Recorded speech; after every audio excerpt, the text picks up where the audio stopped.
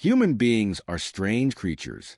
They commit the most unthinkable acts for reasons that are, frankly, as pathetic as they are devastating. You sit there, you look at the evidence, you look into their eyes, and you think to yourself, my, is this really what we have come to?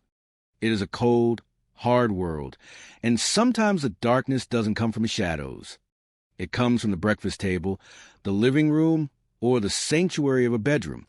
I tell you, you have to be kidding me when you see how fragile a human life can be when weighed against an obsession or a moment of boiling resentment. Let's look at Shirley Pierce, a ray of sunshine in Kannapolis, North Carolina, a woman who worked hard, who cared for her family, a grandmother who doted on her grandson, and a woman on the cusp of a new life with her fiancé, Chuck Reeves. She was a professional, an administrative assistant at Tuscarora Yarns, a person who understood the value of decency. But decency does not protect you from the insanity of others. When we found her, it was a scene of pure, unadulterated rage.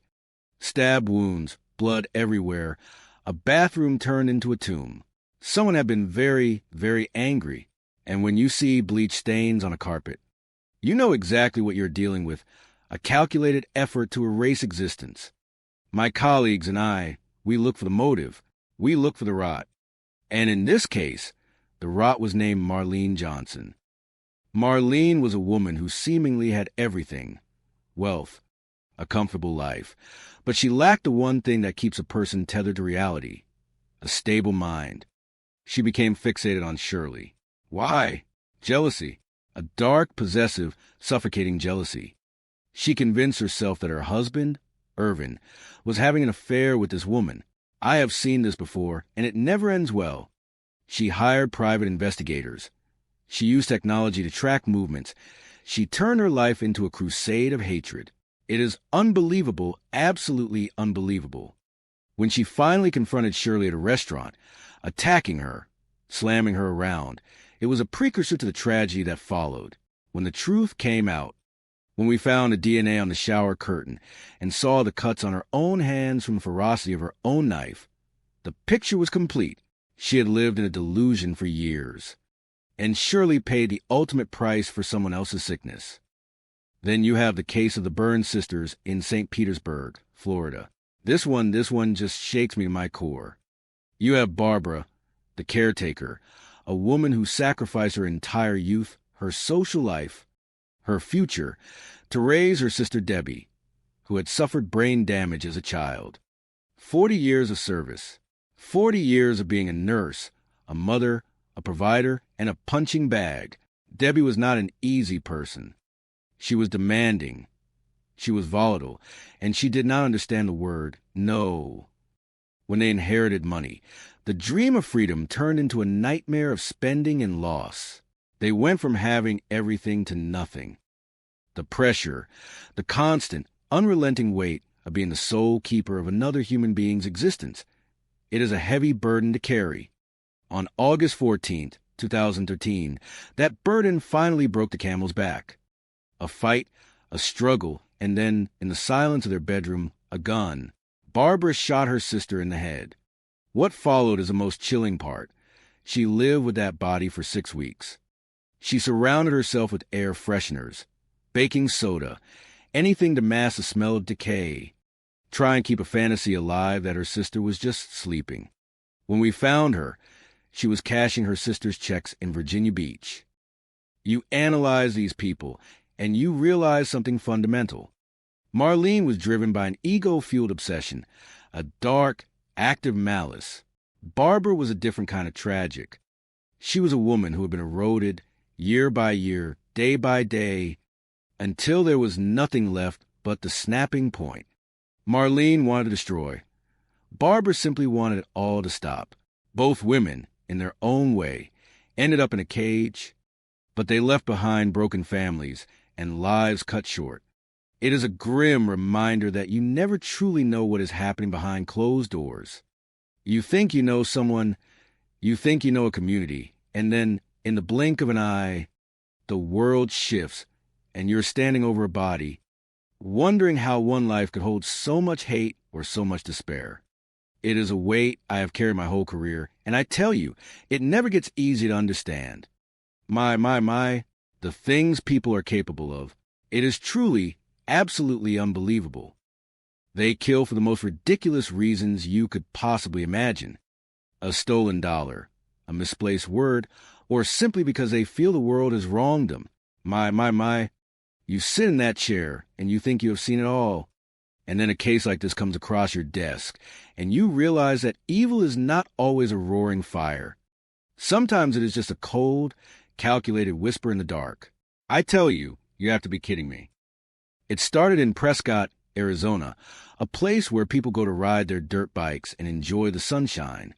But on the 29th of September, 1988, the sunshine was replaced by a nightmare. A man was out target shooting, enjoying his day, when he stumbled upon a fire pit at a place the locals called Gordo's Pit. He saw what looked like a stick poking out of the ashes, but when he moved closer, the truth hit him like a physical blow. It was an arm. My.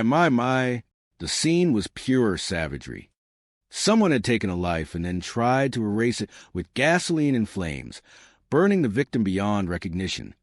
You look at something like that, and you think, what kind of person does this? What kind of monster views another human being as nothing more than trash to be burned? The victim was 19-year-old Pamela Pitts, a bright, vibrant girl with a zest for life, taken by someone who decided she was disposable. She had been missing for 13 days. Her father, Paul, was living a nightmare. Imagine that, having to sit down and be told that the daughter you loved, the girl who was your sidekick, had been found in such a horrific state. It is enough to break a man into 1,000 pieces. Then you have the roommate, Shelley Norgard, an 18-year-old girl who seemed to drift through life like a shadow, disconnected from her own family, trying to cling to someone else's. She was always there, lurking in the background. When investigators started digging, the stories began to unravel. People said they were having money trouble. They said Shelley was jealous. They said she was not a truthful person. And then, the most chilling detail of all, she had bragged about knowing how to dispose of a body, mentioning burning or dropping someone down a mine shaft. You have to be kidding me. The investigation hit a wall. No DNA, no physical evidence. Just rumors of satanic cults and ritualized killings that turned out to be nothing more than local hysteria. For years, the case went cold. It sat in a box, gathering dust, while a killer walked free. It is a tragedy of this job, seeing the files sit there, waiting for a spark that never seems to come. But evil has a way of repeating itself. In May of 1991, a group of students exploring a cave found a body in a vertical mine shaft. It was a young man wrapped in a waterbed liner, shot in the head. It was Ray Clerks, Shelley Norgard's boyfriend. When the detectives saw the name, I am sure the blood in their veins turned to ice. It was the second person close to Shelley to end up dead. The pattern was undeniable. She was a woman who could not handle the idea of being left behind. Both Pam and Ray were trying to move on, trying to build lives without her, and that was the one thing she could not tolerate. She eventually confessed to killing Ray, claiming she snapped when he told her he was moving away. 20 years in prison for that, but the ghost of Pamela Pitts was still crying out for justice. It took another 18 long years for a cold case team to take a fresh look. They listened to 97 phone calls Shelley made from prison, and there it was, a moment of silence, a chilling admission buried in a conversation with her father. That was the thread that pulled the whole tapestry apart. In 2021, she finally admitted to killing Pam, claiming they got into a fight, and she just could not stop hitting her. A fight, a heated debate. She expects us to believe that an argument justifies taking a life and burning the body. It was an act of pure, unadulterated hate. She walked out of custody because of time served, an outcome that leaves a bitter taste in your mouth. You want to see the maximum. You want to see the scales tip back in favor of the victim. But the system is what it is. There is someone walking the streets today who murdered 2 people she claimed to care about. 2 lives with so much potential. cut short because they try to walk away from a person who refused to let them go. You look at these cases and you have to wonder about the nature of the soul. We are all capable of darkness, but some people choose to live there. Pam was a fireball who had her life stolen.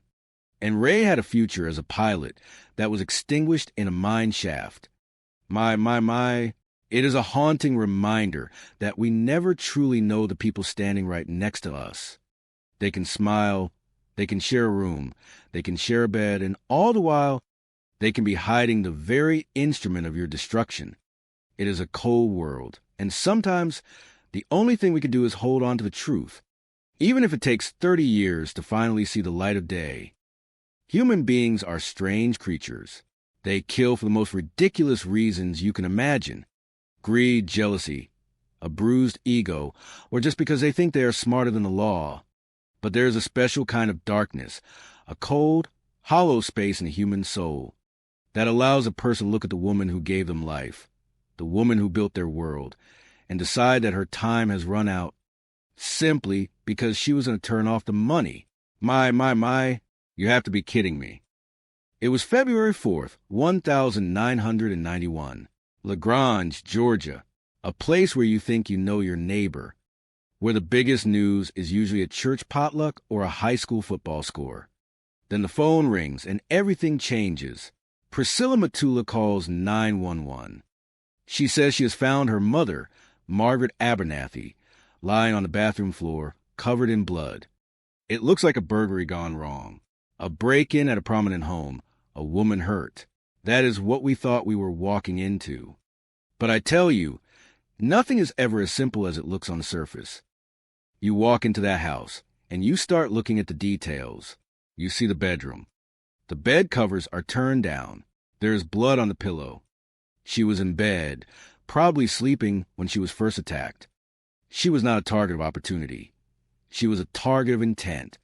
She managed to crawl, to struggle into that bathroom, trying to clean herself up, try and survive. She left blood on the tissue, and while she was doing that, the person who did this, the person who walked into that house with a small caliber weapon, decided that one shot was not enough to finish the job. They followed her. They delivered the second blow, the one that hit the brain stem, and ended it all. We look for the burglar, right? We look for the broken glass on the back door, but the glass is on the outside. You don't break in from the outside and leave the glass on the lawn. You break it from inside to make it look like a crime occurred from the outside. It was a stage scene, and when you see a stage scene, you are almost never looking for a stranger. You are looking for someone who had a key, someone who knew where the valuables were, someone who wanted to point us in the wrong direction. Margaret Abernathy was the matriarch. She was generous, a businesswoman who built an empire for her children. And her daughter, Priscilla, was right there beside her, involved in every detail, every transaction. But money has a funny way of making people do things they would otherwise find unthinkable. We found out that Margaret had gone to bank just 2 days before her death. She was angry. She was distressed. She had discovered that her daughter, the person she trusted to manage the books, was playing a game, a kite scheme, writing bad checks, moving money from one account to another to hide the fact that the business was bleeding. Margaret told the bank she was taking Priscilla off the accounts. She was going to shut the door on her daughter's financial freedom. That was the motive. That was the ticking clock. If Margaret lived until Monday, the game was over. Priscilla would be exposed. She would lose the dealership, the status, the comfort. So she chose the darkest path. She went to that house. She snuck in. She fired that first shot. She thought she was done. When she found out later that her mother was still alive, she did not call for help. She did not pray for a miracle. She finished what she started. I tell you, it is a bitter thing to watch a family crumble like that. You talk to the witnesses. You check the alibis, and the lies start to pile up. She said she was at work. We found her car across the street from her mother's house at the time of the shooting. She tried to coach witnesses to change their story. She tried to play the role of the grieving daughter, but the math did not add up. In the end, the jury saw exactly what we saw. a daughter who valued a bank balance more than her own mother's life. She was found guilty and sentenced to life. You look at a case like this, and you wonder what happens to a person. How do you go from being a daughter to a killer in a single weekend? It is the arrogance of greed. She thought she could rewrite the ending of her own story. But the truth is a stubborn thing. It has a way of coming out, no matter how neatly you try to stage the scene. It is a sad, hollow business, but it is the job, and the truth is the only thing that remains when the lights go out. In Arlington, Texas, have left an indelible mark on the community and provide a sobering reflection on the intersection of cultural vulnerability and calculated greed. On June 10th, 2012, the sanctity of a quiet home was shattered when an elderly couple, beloved by their neighbors and respected for their commitment to family, were discovered murdered in a state that left even veteran homicide investigators profoundly shaken. This was not a random act of violence. It was a culmination of a dark and exploitive scheme that preyed upon the very traditions and spiritual beliefs that had sustained this family throughout their journey from Vietnam to the United States.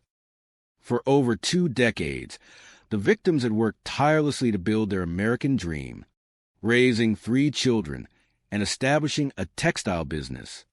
They were not merely immigrants. They were pillars of a thriving community, known for their industry and kindness.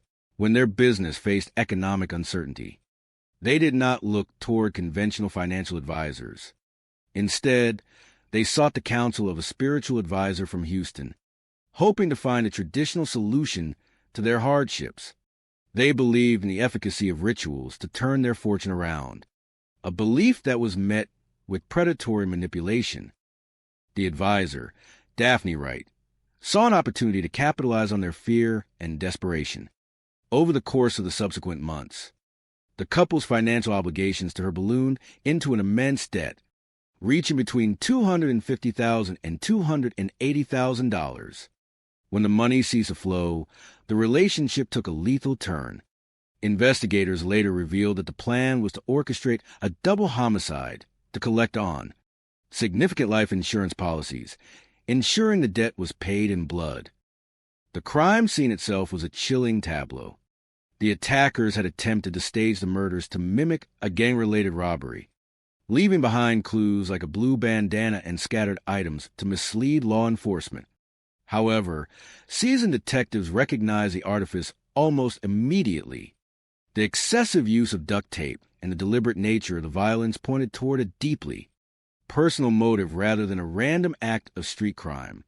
For 3 years, the case remained cold, with investigators turning over every stone, interviewing 50 to 60 individuals, and processing every scrap of evidence without a breakthrough. The tide turned in 2015, when a DNA match from a discarded item at the scene linked the crime to a young man who had been a teenager at the time of the murders. Willie Guillory, who had been coerced by his uncle, Bobby Guillory, into participating in the act, finally spoke the truth. His confession ripped the veil off the operation, exposing Daphne Wright as the architect of the tragedy.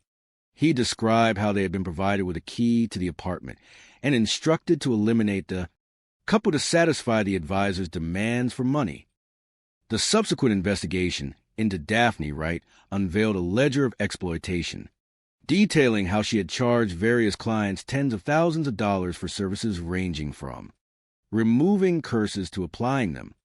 While the legal system eventually saw Wright convicted of capital murder and sentenced to life in prison without the possibility of parole, the resolution of the case left many with a bitter aftertaste.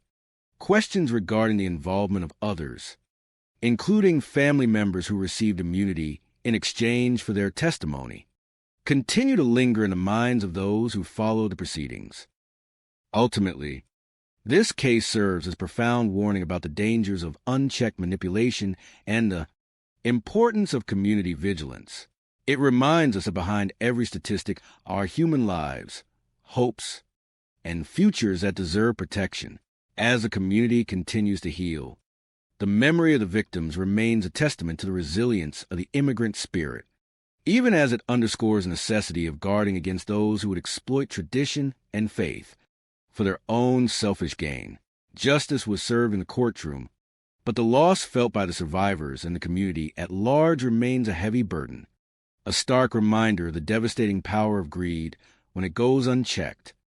The tragic events that unfolded in Arlington, Texas, beginning on the 10th of June, 2012, remain a somber reminder of how quickly the pursuit of a better life can be shattered by greed and betrayal. When the emergency dispatchers received a call from 38-year-old Chow Tran regarding his elderly in-laws, Long Nguyen and Hong Lu, they were met with a situation that would soon be recognized as a crime of profound brutality. What the first responding officer, who had 14 years of experience, encountered upon entering the residence was a scene of such horror that it rattled even the most seasoned investigators. With 21 years in the homicide division, one veteran officer described the scene as one of the most violent and difficult he had ever witnessed. The victims, a hard-working couple who had immigrated from Vietnam to the United States in the year 2000 to secure a legacy for their 3 children and grandchildren, were found bound with duct tape in a closet. The crime scene had been meticulously staged to mimic the signature of local gang activity, complete with a blue bandana wrapped around a beer bottle, marijuana cigarettes, and prescription pills scattered to suggest a robbery gone wrong. However, investigators soon realized that the precision of the scene was, in fact, its undoing.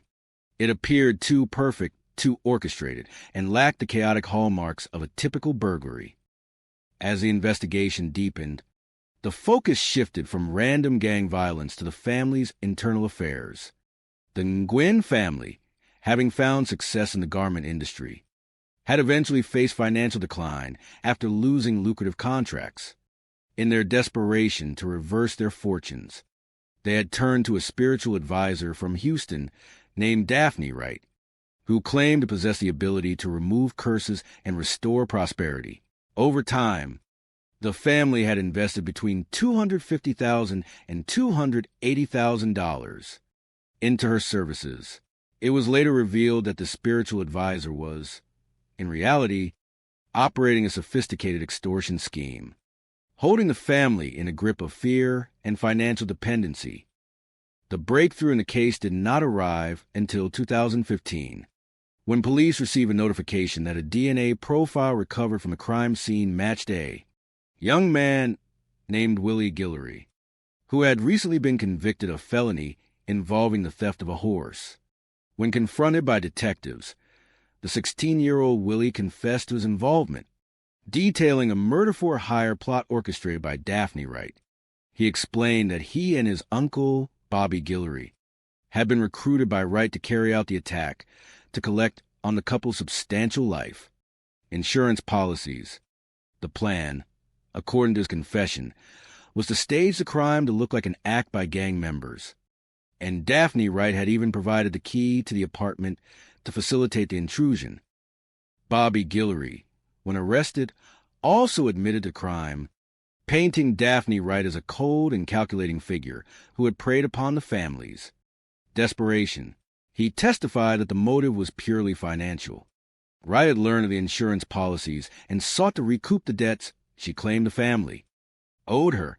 The investigation eventually turned its attention toward the son-in-law, Chow Tran, while he was granted immunity in exchange for his testimony.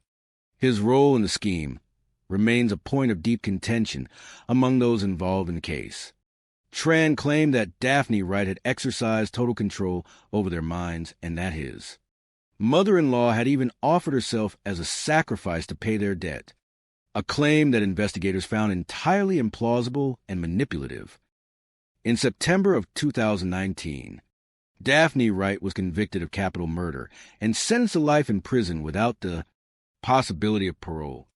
While justice was served for the 2 victims, the case left a lingering sense of unease.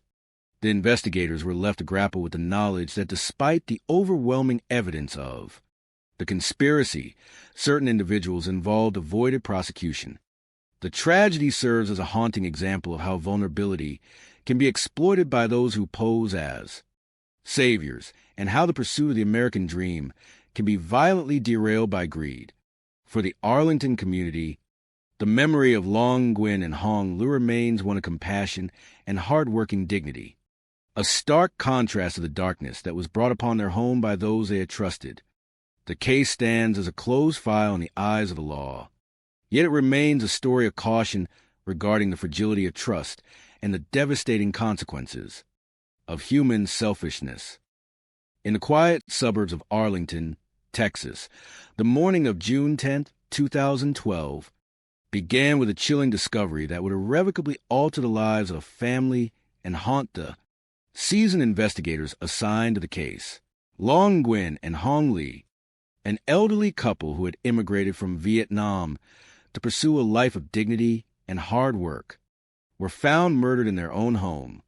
What appeared initially as a robbery gone wrong or a targeted act of gang violence was, in truth, a far more sinister exploitation of vulnerability, revealing the tragic collision of desperate financial circumstances and cold-blooded manipulation. The events unfolded when the couple failed to appear for their daily routines, prompting their son-in-law, Chow Tran, to request a welfare check. When law enforcement officers arrived at the residence, they were met with a scene of profound disarray. The apartment bore the markers of a violent struggle, with blood evident throughout the living area.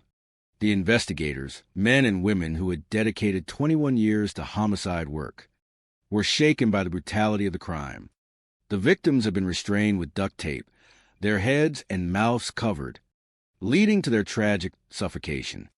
It was a scene of clinical cruelty that left even the most hardened professionals in a state of shock. Long Nguyen and Hong Lee had been pillars of their community, having arrived in the United States in the year 2000 to build a future for their children and grandchildren. They were not merely immigrants. They were entrepreneurs who had established a commercial sewing business, working diligently to navigate the complexities of their new environment. Like many in their community, they held deep respect for their traditions, and when the hardships of the economic landscape began to threaten their livelihood, they turned to a spiritual advisor for guidance. This search for hope, however, proved to be their undoing. They crossed paths with Daphne Wright, a woman who operated as a spiritual advisor out of Houston and who claimed the ability to remove curses and restore fortune. The investigation initially stalled, hampered by a lack of substantial leads. The crime scene had been staged with misleading evidence: marijuana cigarettes, crushed pills, and a blue bandana, all intended to suggest the involvement of local gangs. For 2 years, the case remained cold, despite the exhaustion of all conventional investigative avenues. The breakthrough did not come from a traditional police lead, but rather from a separate criminal offense. In 2015, the DNA profile from a marijuana cigarette found at the crime scene finally matched that of Willie Guillory, who had been a minor at the time of the murders. His subsequent entanglement with the law for stealing a horse had finally placed his DNA into the national database. Upon interrogation, the narrative of the crime shifted dramatically. Willie Guillory and his uncle, Bobby Guillory, confessed to carrying out the killings, admitting that they had been hired to perform the act. They revealed that the entire operation had been orchestrated by Daphne Wright, who had manipulated the family's financial desperation and fear of spiritual curses to demand payment amounting to between $250,000 and $280,000. When the family could no longer pay, Wright allegedly saw an opportunity in the couple's life insurance policies. She provided the keys to the apartment and directed the hit, driven by a profound and selfish greed. The revelations continued to darken as the investigation delved deeper into the role of Chow Tran, the son-in-law. Although he eventually received immunity in exchange for his testimony, his involvement remained a subject of intense scrutiny and moral contention. Investigators discovered that the family had taken out substantial life insurance policies and allegations emerged suggesting that the couple's demise was a calculated path to securing those funds to satisfy their spiraling debt to Wright. The trial, which began in August of 2019, saw Wright convicted of capital murder and sentenced to life in prison without the possibility of parole. This tragedy serves as a somber reflection on the dangers of isolation and the corrosive power of fear. Long, Nguyen, and Hong Lee were people of character who worked to build a legacy, yet they were dismantled by the confluence of an unscrupulous predator and a system that failed to protect them in their time of need. The case remains a stark reminder that beneath the surface of the suburban American dream, there are shadows where exploitation thrives, and where the most vulnerable can be silenced by those they trust to offer them salvation, while justice was ultimately served for the perpetrators. The loss of this couple leaves a lingering question regarding the true cost of their survival and the complex, often unsettling, compromises made in the pursuit of truth. In the quiet corners of Arlington, Texas, where the morning sun usually signals the beginning of a routine day, the 10th of June, 2012, became a date marked by an indelible tragedy. An immigrant couple who had traveled across the ocean to build a legacy for their family found their pursuit of the American dream transformed into a nightmare of unimaginable proportions. The loss of Long, Nguyen, and Hong Lee was not merely a crime against individuals, but a devastating blow to a tight-knit community that relied on mutual support and traditional values. For over a decade, this couple had navigated the complexities of life in the United States, pouring their energy into a commercial sewing business that stood as a testament to their dedication. They were pillars of their community, respected for their industrious nature and their commitment to their 3 children and grandchildren. However, as the economic climate shifted and their business faced significant challenges, the vulnerability of the couple became apparent. In their search for stability, they turned to traditional beliefs, seeking counsel from a spiritual advisor based in Houston, hoping to find a remedy for their mounting financial burdens. This search for guidance would lead them into a predatory web from which they could not escape. When the emergency services arrived at their residence on that fateful morning, following a request for a welfare check by their concerned family, they were met with a scene that defied comprehension.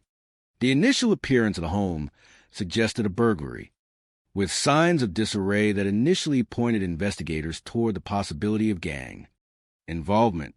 A blue bandana tied around a beer bottle and traces of substances left on the coffee table were staged elements designed to lead law enforcement astray. Yet, for the seasoned investigators, the excessive brutality and the personal nature of the crime whispered a darker, more complex reality than a random act of theft. The investigation that followed spanned several years, often feeling as though it had reached a dead end.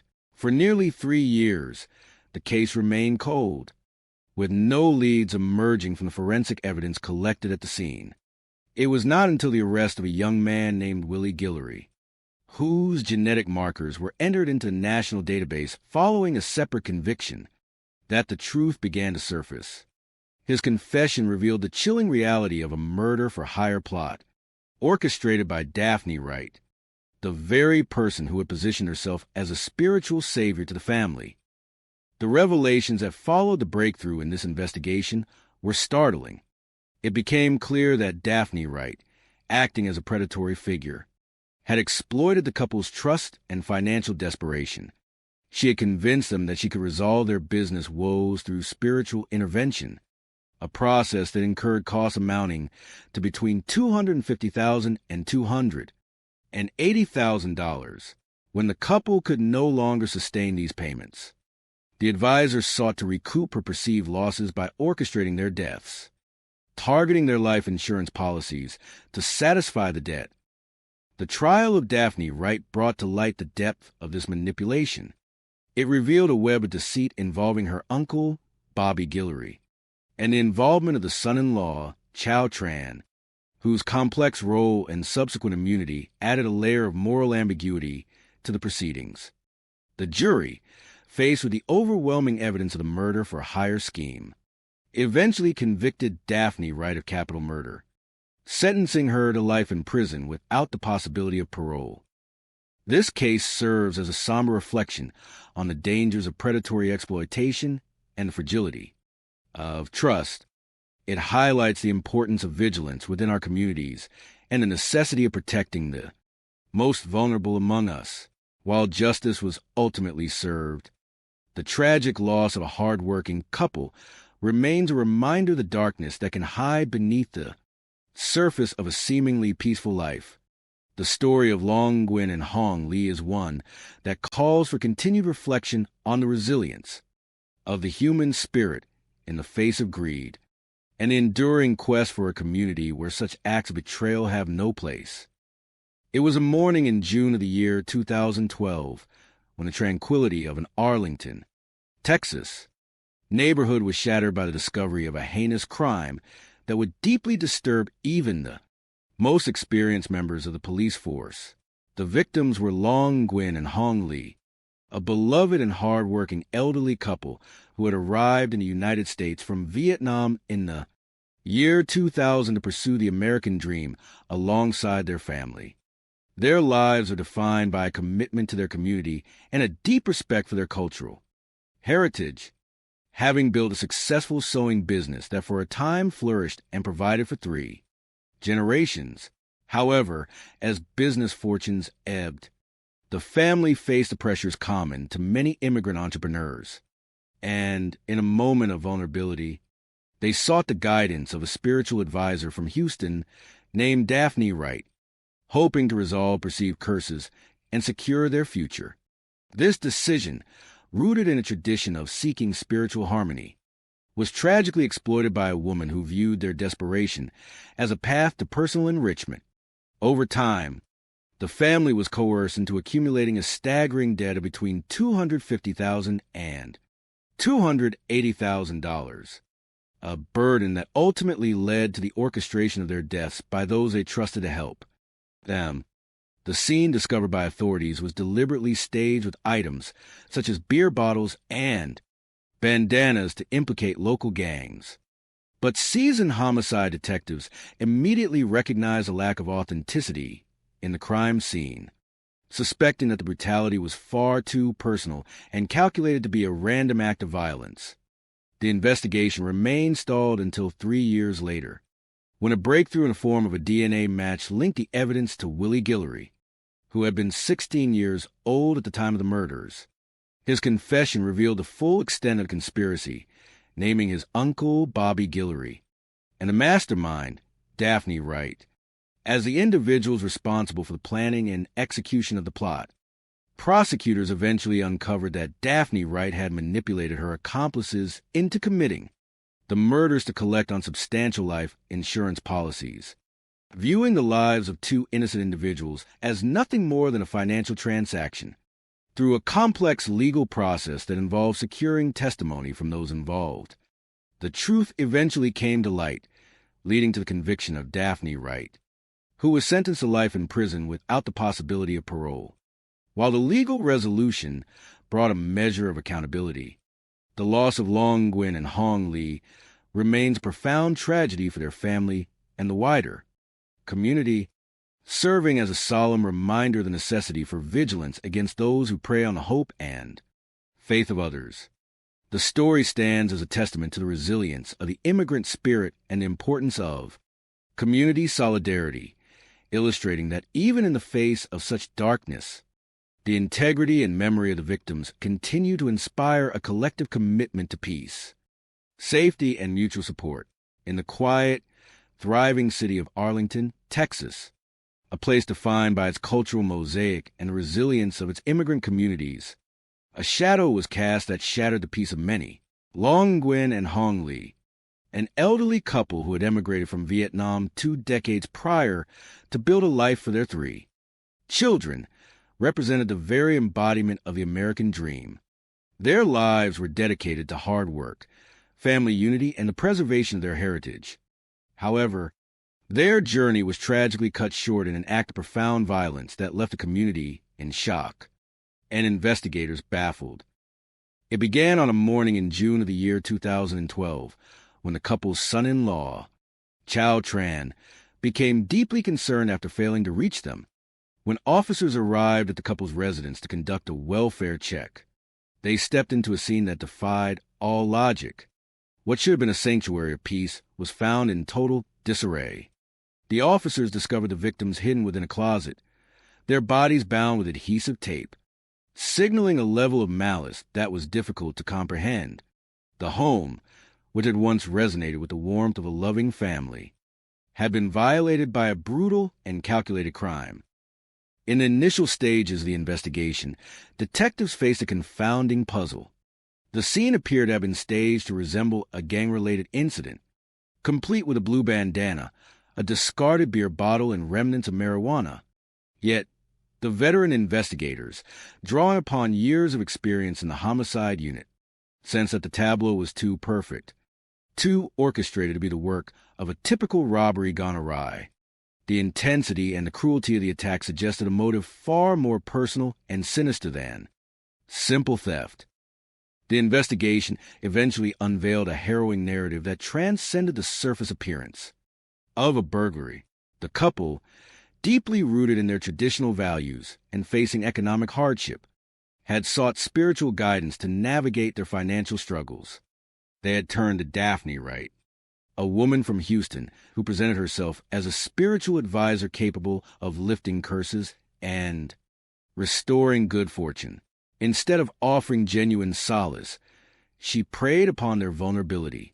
As the financial demand for her services mounted to a staggering sum between $250,000 and $280,000, the couple found themselves trapped in a cycle of debt and despair from which they could not escape. Daphne Wright, realizing that the couple could no longer pay, orchestrated a plan to profit from their deaths through their life insurance policies. She commissioned accomplices, including the then 16-year-old Willie Guillory and his uncle, Bobby Guillory, to carry out the murder.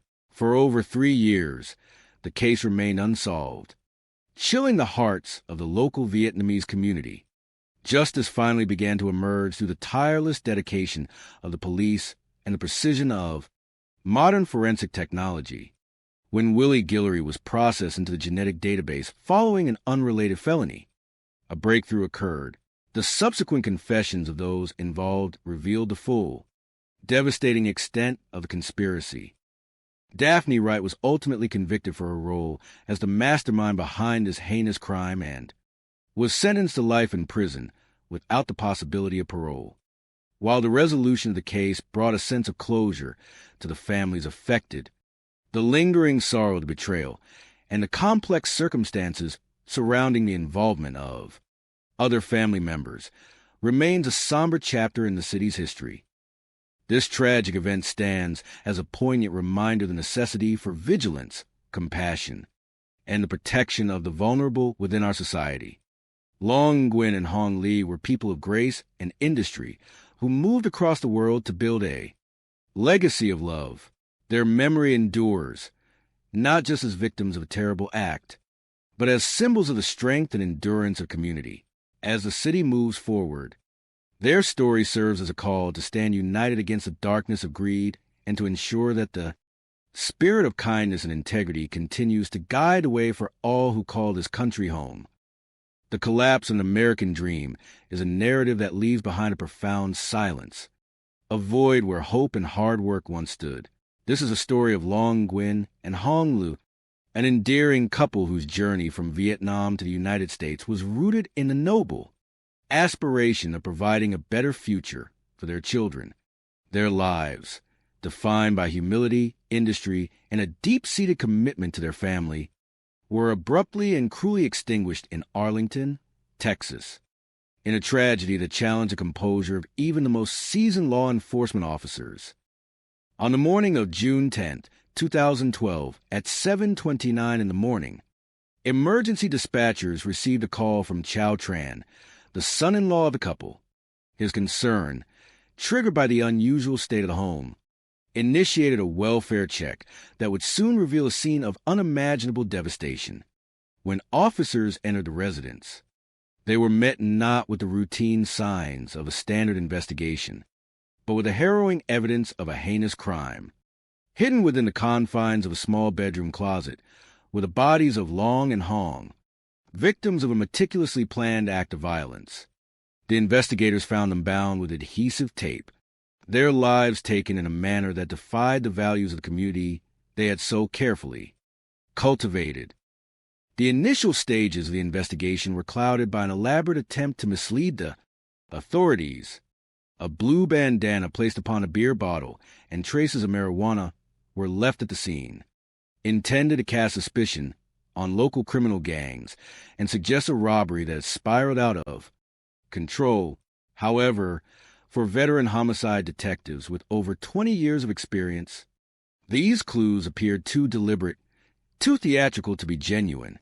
The investigators questioned who would target such a peaceful, hard-working couple, a pair who had never harmed another soul and were beloved by those who knew them. The answer, as it emerged through years of painstaking inquiry, lay deep within the family history. After arriving in the United States in the year 2000, the family had established a successful sewing business. When economic challenges arose, they sought solace and guidance in traditional spiritual rituals from their homeland, hoping to lift misfortunes and restore their prosperity. It was during this period of vulnerability that they encountered Daphne Wright, a woman from Houston who presented herself as a spiritual advisor capable of removing curses and guaranteeing good fortune. What began as a search for hope descended into a financial abyss. Over a period of time, the family transferred between $250,000 and $280,000 to this individual. When the financial burden became unsustainable, the relationship shifted from manipulation to lethal extortion. The breakthrough in the case did not arrive until the year 2015.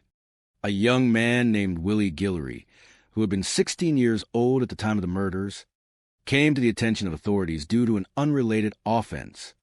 His genetic material, recovered from a piece of evidence at the crime scene, finally provided the link detectives had been seeking for 3 years. Willie Guillory confessed that he had been coerced into the crime by his uncle, Bobby Guillory, and the individual he referred to as his spiritual advisor, Daphne Wright. It was not a random act of violence, but a contract killing orchestrated to seize insurance assets and settle debts. The investigation further revealed the complex role of the son-in-law, Chow Tran, who was also scrutinized for his potential involvement and financial motives. He was granted immunity to provide testimony against the primary perpetrators, a decision that remains a source of significant public debate and unease, as many in the community feel that the full scope of justice was not realized for all involved. In September of the year 2019, Daphne Wright was sentenced to life in prison without the possibility of parole. Yet, beyond the conclusion of the legal proceedings, the human cost remains. The fate of Long Nguyen and Hong Lu serves as a somber reminder of the fragility of the human spirit when faced with desperation and the predatory nature of those who seek to exploit it. It is a testament to the shadows that can grow when greed overshadows compassion. While the wheels of justice ultimately turned, the memory of the couple remains a call for solidarity and vigilance, reminding us that it is only through our collective support and our refusal to let such darkness thrive in silence that we can truly protect the well-being of our neighbors and the integrity of our community. The quiet rhythm of life in an Arlington, Texas suburb was irrevocably shattered on the morning of June 10th, 2012, when an emergency call for a welfare check unraveled a tragedy that would haunt the local law enforcement community for years to come. What began as a routine concern from a worried family member escalated into the discovery of a horrific crime scene that left seasoned homicide detectives, who had collectively seen decades of violence, in a state of profound shock. Inside the residence, the investigators found the lifeless bodies of Long Nguyen and Hong Lee, an elderly couple who had emigrated from Vietnam to build a legacy for their children. They had been discovered in a bedroom closet, bound and silenced, their lives extinguished in an act of calculated brutality that stood in stark contrast to their gentle and hard-working nature. Long Nguyen and Hong Lee had arrived in the United States of America in the year 2000, carrying with them the hopes of a new beginning. They were pillars of their local community, known for their industry and dedication, as they established a commercial sewing business. For years, they thrived, embodying the quintessential immigrant story of resilience and aspiration. However, as the economic landscape shifted and their business faced significant downturns, the couple found themselves navigating a period of profound uncertainty. In their quest to protect their livelihood and restore their fortunes, they turned toward the traditional spiritual practices of their homeland, seeking guidance from individuals who claimed the power to remove curses and restore prosperity. This vulnerability would ultimately lead them to a woman named Daphne Wright, a self-styled spiritual advisor based in Houston, whose influence would prove to be a catalyst for the family's descent into a nightmare. As investigators processed the initial scene, they were confronted with evidence that appeared to point toward a gang-related robbery, complete with drug paraphernalia and a bandana left as a calling card. Yet, the intuition of the detectives, honed by 21 years of service, suggested that the scene was too meticulously staged. The extreme level of violence and the deliberate nature of the act suggested a deeper, more personal motive than a simple burglary gone wrong. For nearly 3 years, the investigation stalled, leaving a grieving family and a baffled community without answers, until a breakthrough occurred in the year 2015. A DNA match recovered from the crime scene linked the murder to Willie Guillory, who had been a minor at the time of the killings. His involvement in an unrelated felony in another jurisdiction had finally brought his profile into the national database, unmasking the facade of the gang-related theory.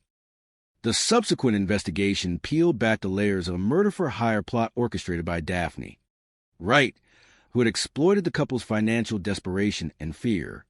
It was revealed that the couple had accrued a staggering debt of between $250,000 and $280,000 to Wright for her ineffective spiritual services. When the family could no longer pay, Wright demanded their lives, viewing them as a means to collect on substantial life insurance policies. The unfolding narrative revealed that she had enlisted Bobby Guillory, the uncle of Willie Guillory, to execute the plan, providing the keys to the couple's home to ensure access. The son-in-law of the victims, who had initially served as the bridge to Wright, found himself caught in the complex web of the scheme, eventually cooperating with authorities in exchange for immunity to testify against the mastermind.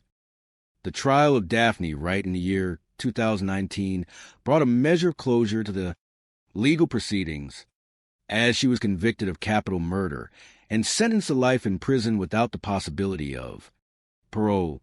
Yet, the tragedy serves as a somber reminder of the dangers that arise when human vulnerability is preyed upon by greed. It highlights the importance of community vigilance and the necessity of protecting the most trusting and fragile members of society. While the legal system succeeded in securing a conviction, the memory of Long Nguyen and Hong Lee remains, not as victims of a cold crime, but as individuals who sought a better life and were betrayed by those who exploited their faith.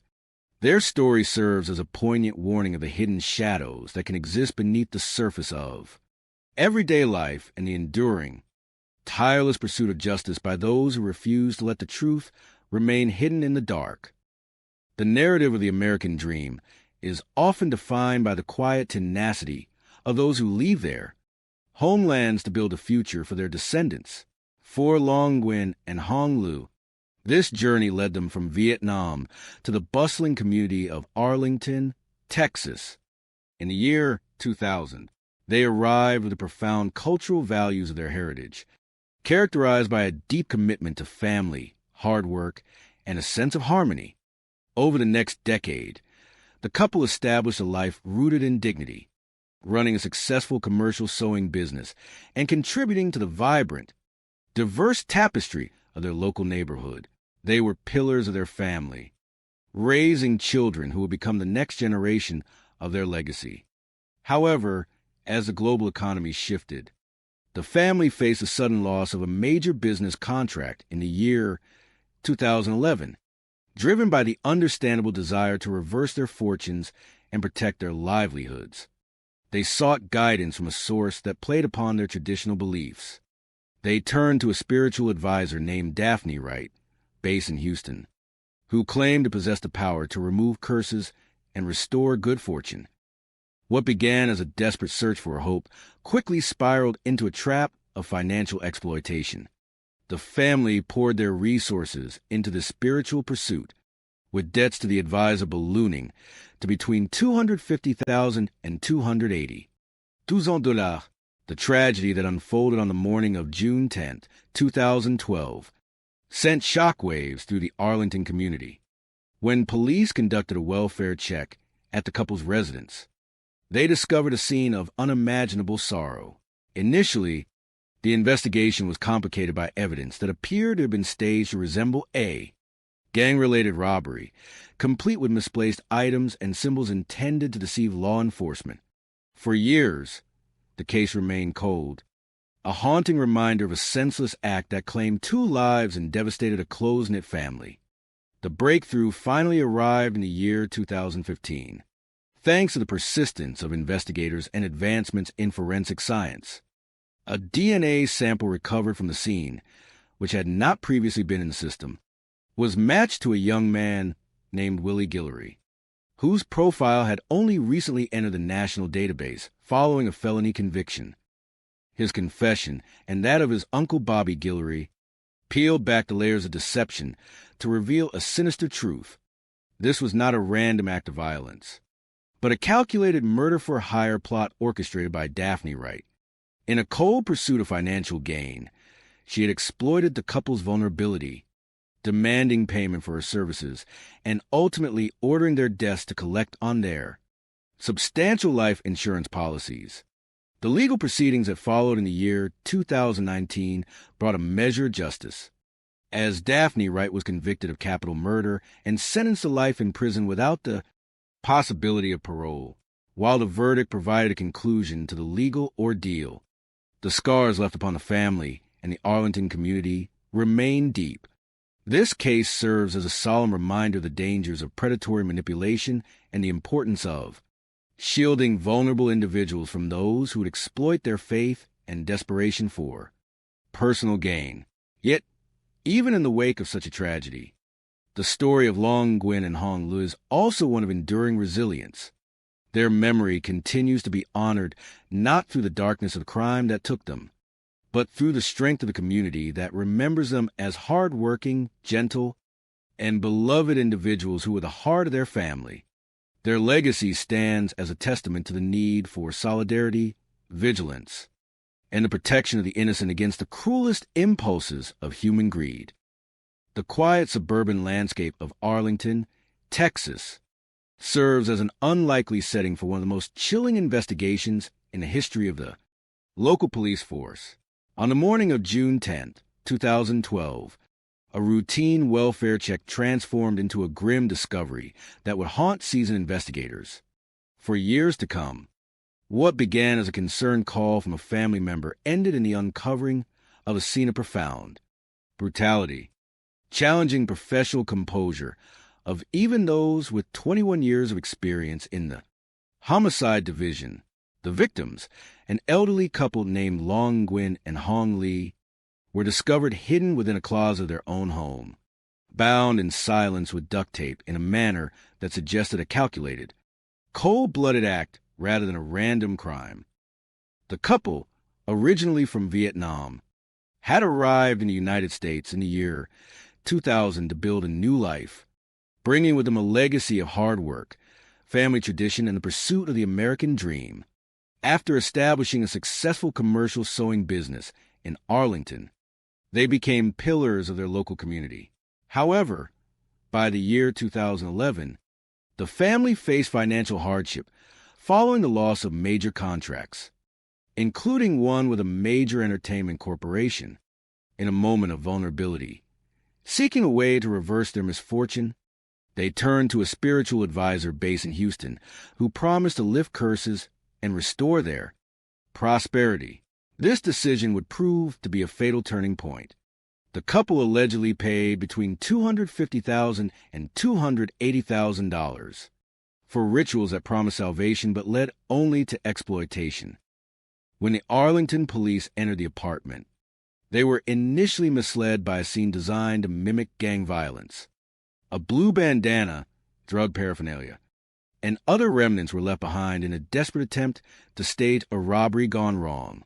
However, the sheer violence and the specific nature of the crime led investigators to suspect that the scene was entirely fabricated. The investigation reached a standstill for 3 years, becoming a cold case as traditional leads failed to produce results. It was not until the year 2015 that a breakthrough occurred.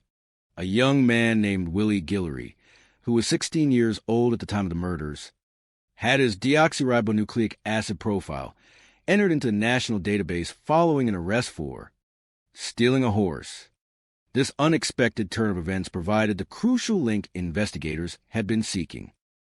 Upon being confronted with the evidence, Willie Guillory confessed to the crime, detailing a harrowing plot orchestrated by the spiritual advisor, Daphne Wright. He explained that he and his uncle, Bobby Guillory, had been recruited to carry out the murders under the direction of the woman who had exploited the couple.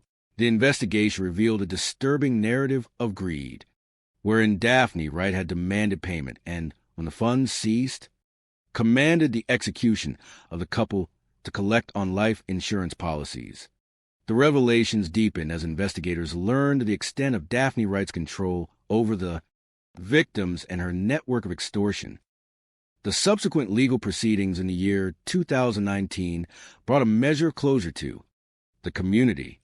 Daphne Wright was convicted of capital murder and sentenced to life in prison without the possibility of parole, while the masterminds behind the tragedy were brought to justice. The case left an indelible mark on those who worked the file.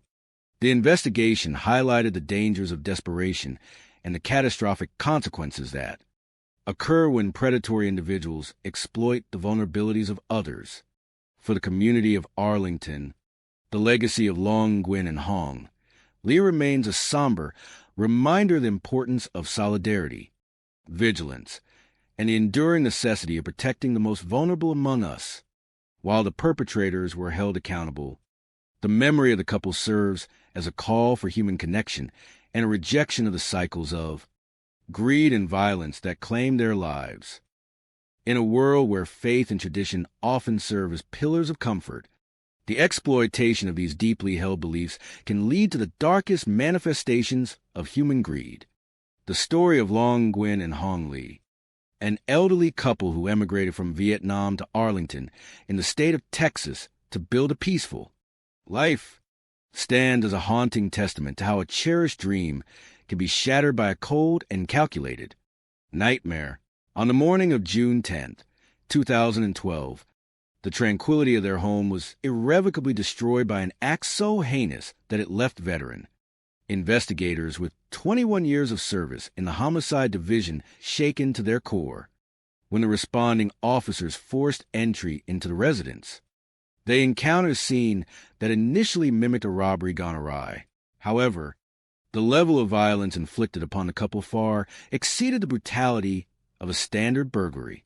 They were discovered in their bedroom closet, bound in silence with an excessive amount of adhesive tape, signaling that the perpetrators were driven not by petty theft, but by a chilling intent to systematically extinguish 2 lives. The investigation revealed a harrowing reality in which the couple, who had sought to build a legacy for their family through a commercial sewing business in the United States of America, became trapped in a web of manipulation, facing economic uncertainty as contracts with major commercial entities expired. The couple sought guidance from a self-proclaimed spiritual advisor in the city of Houston. They hoped this individual could remove perceived curses and restore their good fortune. Instead, Daphne Wright, the advisor, ruthlessly exploited their desperation and trust. She established a cycle of financial dependency that saw the family accumulate debts between 2 $150,000 and $280,000. When the family could no longer meet these exorbitant demands, Wright orchestrated a murderous plot to claim the proceeds from the couple's life insurance policies. The perpetrators, led by the then 16-year-old Willie Guillory and his uncle, Bobby Guillory, staged the crime scene to appear as if it were a result of gang activity, leaving behind illegal substances and gang-affiliated symbols to mislead law enforcement. This construct of deceit, however, crumbled under rigorous forensic analysis. The breakthrough arrived years later through a match of genetic material, which identified Willie Guillory following a separate felony conviction, bringing the entire house of cards down. The investigation also uncovered a profoundly disturbing layer of betrayal.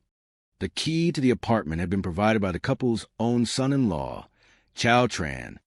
Despite his central role in facilitating the plot, he was granted immunity in exchange for his testimony, which proved instrumental in securing conviction of the mastermind, Daphne Wright. In September 2019, a jury found Daphne Wright guilty of capital murder, and she was sentenced to life imprisonment without the possibility of parole.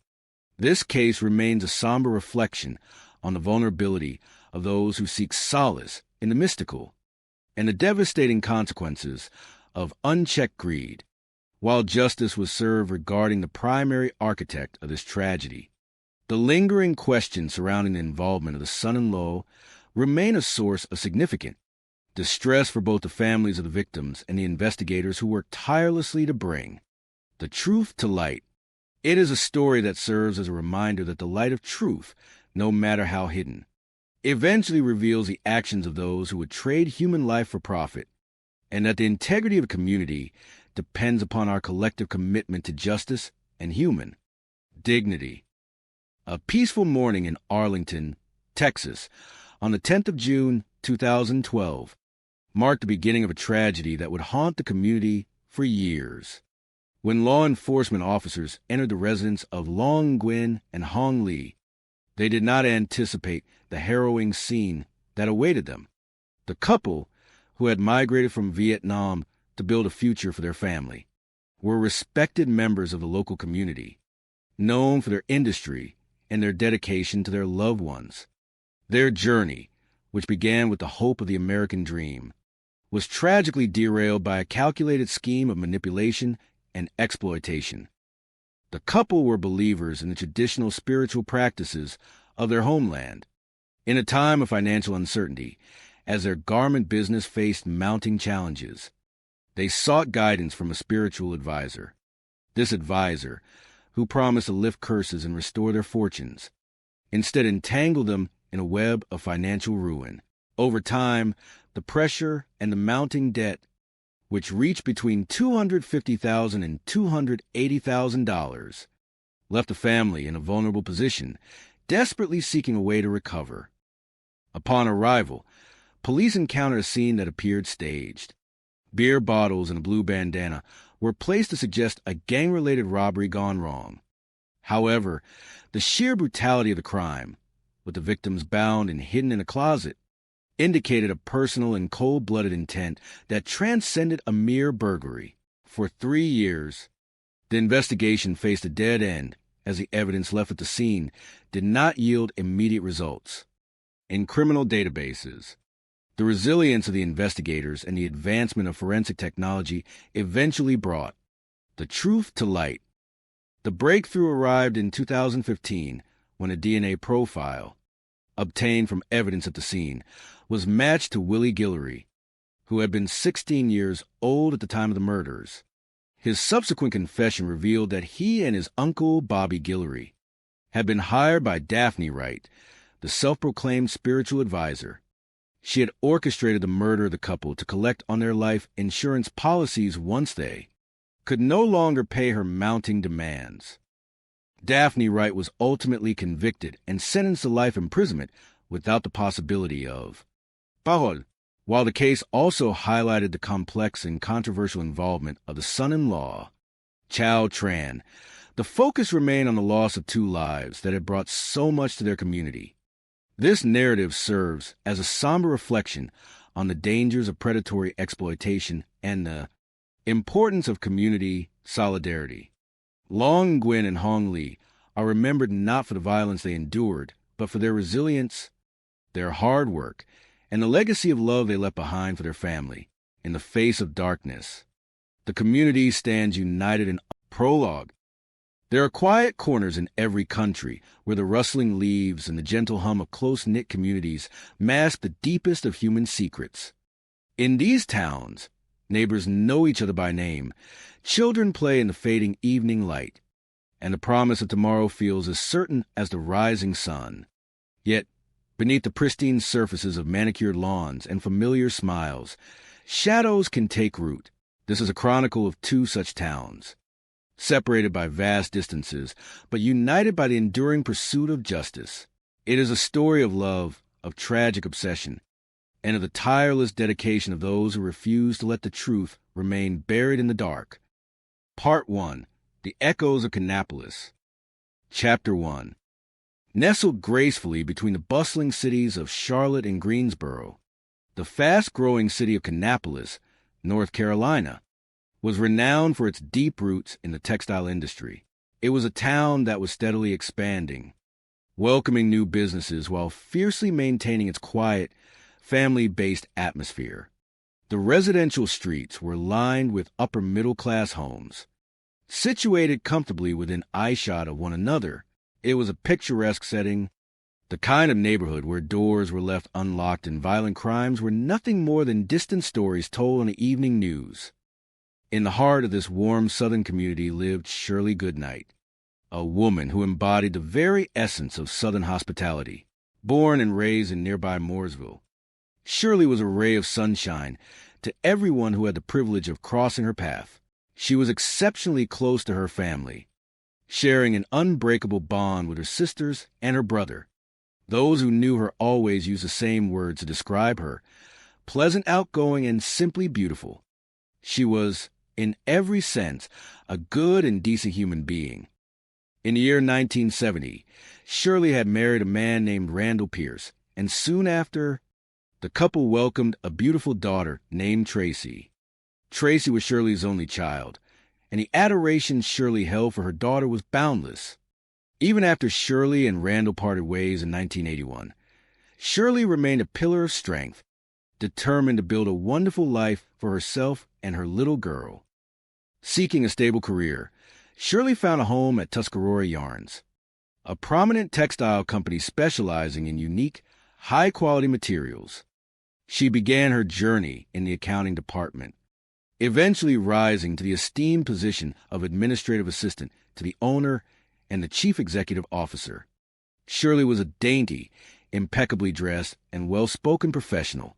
Her colleagues admired her tireless work ethic and her kind spirit. She would spend her days managing the complex affairs of the executive office, and her evenings were often shared with work friends, enjoying dinners or late-night shopping trips. Beyond her professional life, Shirley poured her heart into charitable endeavors. She dedicated countless hours to organizing golf tournaments and gala dinners to raise funds for individuals suffering from traumatic brain injuries. It was a testament to the immense size of her heart. When Tracy grew up and welcomed a little boy of her own, Shirley embraced the role of grandmother with unmatched joy. That little boy became the apple of her eye, and anyone who spent more than a few minutes with Shirley would hear endless, loving stories about her daughter and her precious grandson. By the time the year 2013 arrived, Shirley was entering a golden chapter of her life. Her career was flourishing, her family was growing, and her romantic life had blossomed in a way she had always dreamed. 4.5 years prior, she had begun dating Chuck Reeves, a charming textile salesman. Chuck had known Shirley for quite some time, having interacted with her through his sales visits to Tuscarora Yarns. Their professional acquaintance slowly evolved into a deep, meaningful companionship. Their relationship, blossoming later in their lives, was built on mutual respect and profound affection. They simply got along perfectly. Chuck loved Shirley deeply, and she loved him in return. In the spring of 2013, Chuck asked Shirley to be his wife. and with a heart full of joy, she accepted. With wedding bells on the bright horizon, life had never looked better for this lovely Southern belle. She had finally found the true love of her life, and together they planned to share a peaceful, beautiful future. Chapter 2. The morning of July 23rd, 2013, began like any other humid Tuesday in North Carolina, but at 40 minutes past 9 in the morning, a panic call to the emergency dispatch center shattered the calm of Kannapolis. The caller was 59-year-old Chuck Reeves, and his voice trembled with an unspeakable sorrow. He was in dire need of help for his fiancée, 62-year-old Shirley Pierce. Chuck had traveled out of town for his job the previous day, a routine occurrence for the busy salesman.